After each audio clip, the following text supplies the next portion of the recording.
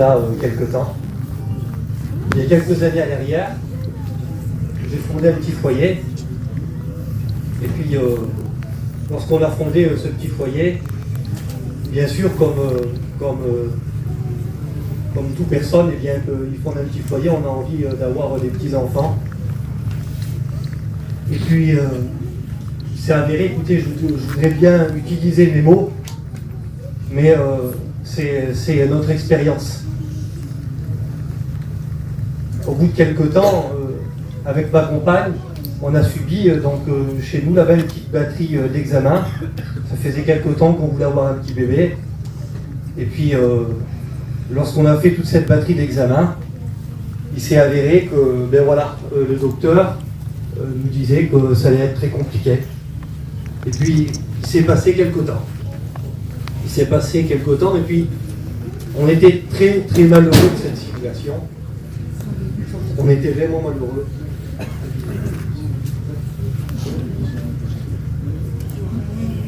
Et puis il s'est passé quelque chose, c'est que comme toute personne, on veut se donner tous les moyens qu'on peut. Et puis on nous a averti qu'il y avait sur la région parisienne un grand professeur. Ce monsieur-là, il s'appelle, écoutez, le nom il m'a marqué, il s'appelle Christophe Siffler. C'est dans son domaine à lui, c'est un des hommes les plus compétents dans toute l'Europe. C'est un des premiers en France à avoir donné naissance en 1982. Écoutez, c'est l'enseignant des enseignants, ce monsieur-là. Et en 2015, comme la situation nous faisait beaucoup souffrir, on est arrivé là-bas, donc moi je suis de Valence, et on a fait 500-600 km, et puis on s'est donc installé là-bas. Et puis on a commencé encore à refaire des examens.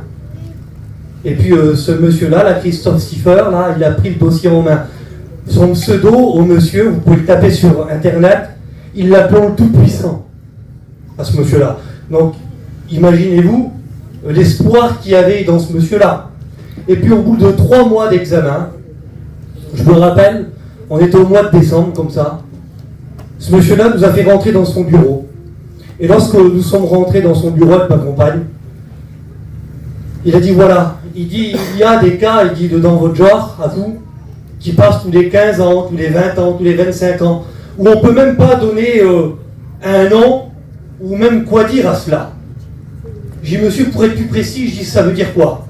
Il dit écoutez, il dit monsieur, pour être plus précis, je me souviens exactement des mots qu'il a dit. Il a dit vous avez 0,0,0,0% un jour d'avoir un enfant. Il dit monsieur c'est impossible. C'est impossible. Et puis tout en colère comme ça, moi, je me suis levé comme ça. Et lorsque je me suis levé, j'ai fait un pas ou deux en avant et je me suis tourné et j'ai dit monsieur, vous vous souvenez, il y a 3 mois là hier, lorsque je suis venu dans votre bureau, qu'on a fait les premières batteries d'examen. J'ai dit vous le savez, je dis monsieur à ce moment-là, parce que les analyses, ils ont en partie jusqu'en Angleterre. Je dis, vous vous souvenez de ça, monsieur? Oui. J'ai dit, monsieur, j'ai dit, pourquoi? J'ai dit, pourquoi vous ne me l'avez pas dit dès le départ que ça serait très compliqué? Vous savez ce que ça m'a occasionné pour venir ici. Vous savez qu'il a fallu que je parte loin de chez moi, ça fait 3 mois, monsieur, que je suis là. Il dit, oui. Mais il dit, monsieur, je vais vous dire pourquoi. Il dit, je m'appelle Christophe Siffler, il dit, je suis juif, monsieur. Donc, je suis croyant. Il dit, monsieur, il dit, je connais des personnes, il dit, monsieur, qui ont 80% de chance, excusez-moi des mots, hein, mais d'avoir un enfant, et ils n'en ont pas. Et il dit, je connais des personnes, monsieur, qui ont eu 5% de chance, et ils en ont. Mais je dis, monsieur, comment vous l'évaluez, ça? Il dit, monsieur, comment je l'évalue? Il dit, 0, monsieur. Si lui, il dit, il est dans la fête, il dit, ça marche. Si dans 0,0, lui, il est dedans, monsieur, il dit, ça marche. Il dit, monsieur, il dit, vous me faites rigoler. Donner la vie? Vous croyez qu'on a le pouvoir de donner la vie? C'est Dieu, dit monsieur, qui donne la vie. Amen. C'est Dieu, dit monsieur, qui donne la vie. Vous savez, dit monsieur, ce que je fais lorsque je rentre dans un bloc, il dit, avant de rentrer, il dit, je me mets à part et puis je prie. Parce que je sais que tout vient de Dieu. Et puis je suis parti de l'hôpital. Et lorsque je suis parti de l'hôpital, écoutez, je ne vous raconte pas, j'avais un dossier qui était comme ça, là, avec les lettres du monsieur pour pouvoir adopter, pour que ça va plus vite. Donc ce monsieur-là a fait des lettres pour que le protocole d'adoption y aille plus vite. Il dit, monsieur, essayez de vous y prendre maintenant. Alors écoutez, je rentrais chez moi, là. Écoutez, je vous explique même pas. Moi et elle, on était effondrés. Elle, je la voyais pleurer. Écoutez, dans des situations comme ça, il n'y a plus un mot, là. Il n'y a plus un mot, j'ai été élevé pour servir le Seigneur. Ça faisait 6 mois que j'étais élevé. Il n'y a plus un mot qui sort de notre bouche. On est effondrés.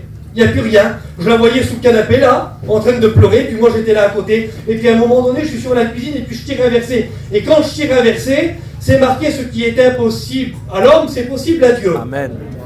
Mais quand je dis ça, je regarde le ciel et puis je rigole comme ça. Et je dis, Seigneur, je suis baptisé depuis l'âge de mes 14 ans. J'ai jamais fumé une cigarette, j'ai jamais rentré dans une sortie. J'ai jamais bu, j'ai jamais rien fait de ma vie. Je t'ai donné mon cœur, j'avais 13 ans, Seigneur. Et puis tu crois de venir vers moi avec un verset, de me dire ce qui est impossible aux hommes, c'est possible à Dieu. Je veux pas un verset, Seigneur. T'es mon Père. Je dis, je veux que tu me parles tout de suite. Je dis, je veux que tu me parles tout de suite, Seigneur.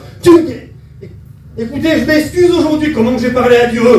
Mais écoutez, j'ai parlé avec violence à Dieu. Parce qu'on a le droit de parler avec violence à Dieu. On n'est pas obligé d'accepter la situation. Et je dis, Seigneur, je n'accepterai pas la situation. Tu peux le faire, alors tu me parles, Seigneur. Puis c'est passé quelque temps. Puis écoutez, je coupe au cours parce que ça serait trop long. Il s'est passé quelque temps et puis je suis arrivé à l'école biblique avec les garçons qui sont là, avec Titi, avec Rodolphe, avec tous les garçons qui sont là. On est arrivé à l'école biblique.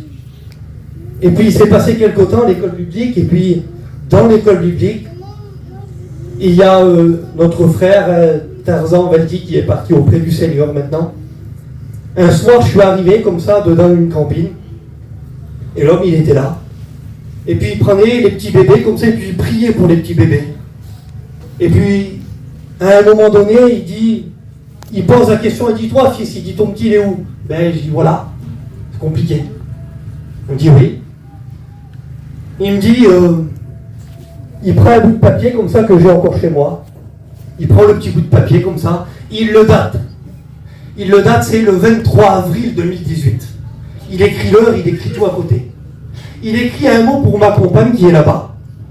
Et lorsqu'il écrit le mot comme ça, là, de ce coup, il bloque. Et il dit, écoute, il dit, je vais te dire quelque chose. Il marque dessus, tu auras un fils dessus. Et lorsqu'il marque, tu auras un fils, il bloque comme ça, là, pour vous dire la puissance et la précision de Dieu. Amen. Ma femme, moi, qui est derrière, là-bas, là, elle est noire. Elle est noire comme un G. Et puis moi, je suis brun avec des yeux marrons. Et elle a des yeux noirs. Et il dit, écoute, il dit, pour que tu te souviennes, il dit, tous les jours de ta vie, amen, que l'enfant, il vient de Dieu, que ce que Dieu a promis sur ta vie, qu'il va l'accomplir. Écoute, dans tes pires peines, dans tes joies, dans tout ce que tu veux, l'enfant, il va avoir une marque, que tu te souviendras tous les jours que c'est Dieu, que c'est le ciel qui te l'a donné. Il dit, regarde, il aura les yeux bleus perçants. Et puis écoutez, quelques temps se sont passés. Puis on est arrivé là à la convention. Et puis à la convention, Titi m'a demandé de prêcher le matin. Et je suis arrivé le matin, j'ai prêché. Et je disais, écoutez, on m'a fait une promesse. Je sens que la bénédiction arrive. Il s'en souvient, Titi. Et 1 mois et demi après, écoutez, je prêche un message en ce moment. Je prêche un message, c'est sur la résurrection. Car quand Jésus est ressuscité, il dit qu'il donna des preuves qu'il était ressuscité pendant 40 jours. Parce que lorsque Jésus est ressuscité, écoutez, on prêche un Dieu vivant, oui ou non? Amen. Il faut qu'on ait des preuves de ce qu'on prêche quand même. Amen. Il dit que Jésus leur donna des preuves pendant 40 jours. Puis écoutez, au temps marqué, le ciel s'est montré. Dieu a commencé à donner une preuve. Écoutez, il est là. Est-ce que vous voulez le voir? Amen. Il s'appelle Zacharie. Ça veut dire Dieu se souvient. Amen. 0,0,0. Oui, mais lorsque Dieu parle, lorsque Dieu fait une promesse, alléluia. Quel dommage qu'il n'a pas les yeux bleus, hein. Quel dommage. Écoutez, on ne sert pas à un Dieu qui est mort, Dieu va se révéler comme ça à Moïse. Il va dire, je ne suis pas le Dieu des morts, Moïse. Je suis le Dieu des vivants. Amen. Et c'est ce que nous allons écouter ce soir. Que le Seigneur vous bénisse.